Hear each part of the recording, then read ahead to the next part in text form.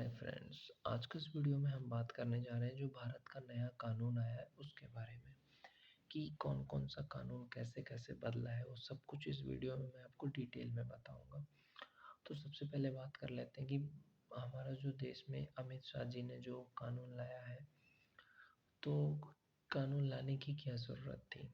अंग्रेज़ों के समय में जो कानून चल रहा था, तो उस कानून में थोड़ा सा बदलाव हुआ है। ठीक है, तो ये नया भारत है, नया भारत में नया कानून, ऐसा बीजेपी की सरकार कह रही है होना चाहिए। तो भारत सरकार ने 3 बड़े कानून बदल दिया। अब इनकी सज़ा जो है क्या होगी इस वीडियो में मैं आपको बताऊंगा। तो ये जो कानून है इसके लाने के पीछे सरकार का क्या मुद्दा था, क्या क्या चाहती थी सरकार। तो इससे चाहती थी सरकार की जो दंड है, दंड से न्याय की ओर जाना चाहिए। इससे सरकार ये चाहती थी कि पहले दंड से न्याय की ओर जाना है हमें। दूसरा कि नागरिक की सुरक्षा की जो जिम्मेदारी थी, ये चीज़ और बहुत सारी चीज़ें सरकार कह रही है, इसलिए बदलना ज़रूरी था, मॉडर्न कर दिया। जो कानून अंग्रेज के ज़माने में चलता था उसे चेंज करना ज़रूरी था।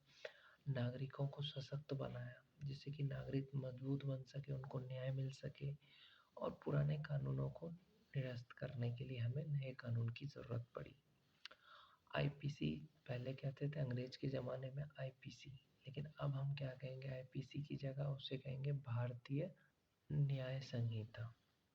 जो पहले नाम था आईपीसी उसको अब कहेंगे भारतीय न्याय संहिता।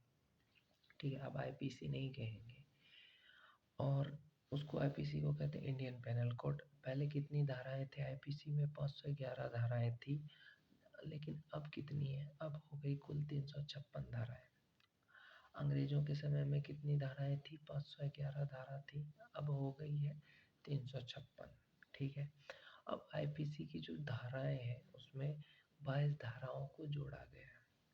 ठीक है, अंग्रेजों के समय में अंग्रेजों के ज़माने में 511 धारा था। अब उसको अमित शाह जी ने क्या किया, नया कानून से हिसाब से 356 कर दिया गया आईपीसी की धाराओं को। भारतीय भारतीय न्याय संहिता कहते हैं। और उसमें क्या आईपीसी में क्या क्या किया गया ये भी बताता हूँ। आईपीसी की जो धारा है भारतीय न्याय संहिता की, उसमें 175 धाराओं में बदलाव किया गया है और आईपीसी में 8 धाराओं को, नई धाराओं को जोड़ा गया है। अब बात कर लेते हैं सीआरपीसी की। अब सीआरपीसी नहीं कहेंगे, सीआरपीसी की जगह कहेंगे भारतीय नागरिक सुरक्षा संहिता। क्या कहेंगे, भारतीय नागरिक सुरक्षा संहिता। सीआरपीसी को कहेंगे भारतीय नागरिक सुरक्षा संहिता 2023। सीआरपीसी में कितनी कुल धाराएं कितनी थी, अभी जो नया सीआरपीसी का कानून लाया गया है उसमें कितना धारा है, सीआरपीसी में 533 है। ठीक है, और मौजूदा सीआरपीसी की जो 9 धारा है उसको ख़त्म कर दिया। कितनी धाराएं हैं, अभी जो सरकार सीआरपीसी की बनाई है धारा 533 होगी। अब सीआरपीसी में धारा हो जाएगी 533, जिसमें से 9 धाराओं को ख़त्म कर देंगे और 160 धाराओं में बदलाव होगा और 9 नई धाराओं को जोड़ा जाएगा। अब जो एविडेंस एक्ट था, ठीक है, एविडेंस एक्ट, अब उसका नियम बन गया भारतीय साक्ष्य बिल अधिनियम।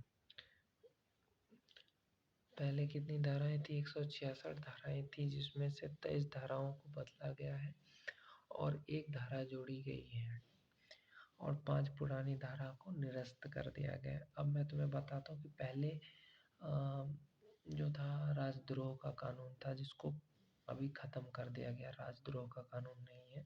उसकी राजद्रोह का कानून की जगह धारा 150 लगा दिया, जिसमें आपको आजीवन कारावास या 3 साल की सज़ा हो सकती है राजद्रोह में। एक नया कानून की श्रेणी में आया है, वो है हेट स्पीच की। आप किसी भी धार्मिक भड़काऊ भाषण नहीं दे सकते हैं, किसी भी धर्म को टारगेट नहीं कर सकते, नहीं तो आपको 3 से 5 साल की सज़ा हो सकती है किसी भी धर्म को टारगेट करने पे। और बहुत सारी चीज़ें हैं जैसे मॉब लिंचिंग को अब मौत की कैटेगरी में रखा गया है कि अगर आप किसी मॉब लिंचिंग में फंसे हो तो आपको मौत की सज़ा मिलेगी या 7 साल की सज़ा मिल सकती है या उम्र कैद भी मिल सकती है। तो ये सारा कानून बदला गया है भारत सरकार के द्वारा। अभी और भी बहुत सारे कानून हैं, जैसे कि हो गया यौन हिंसा। जैसे कोई पीड़िता का बयान लेते थे पुलिस जा कर के जिसके साथ रेप हुआ है, तो अब उसका वीडियो रिकॉर्डिंग होगा पीड़िता का और उसमें एक्शन लिया जाएगा। अगर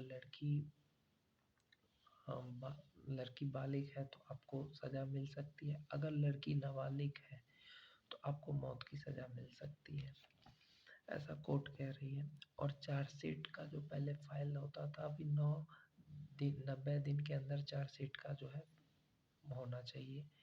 कोर्ट का फैसला 1 महीने तक में हो जाना चाहिए अगर बहस पूरी हो गई है तो। और पुलिस अधिकारी पे जो ट्रायल चल रहा है उसका भी 120 दिन में सरकार को फैसला देना पड़ेगा। और वोटर जो रिश्वत लेते थे उसको भी अभी 1 साल की सज़ा होगी। तो आज के इस वीडियो में मैंने जो कुछ भी आपको इन्फॉर्मेशन दिया, वो अगर आपको पसंद आया तो आप इस वीडियो को लाइक करिए, शेयर करिए और चैनल को सब्सक्राइब कर लीजिए।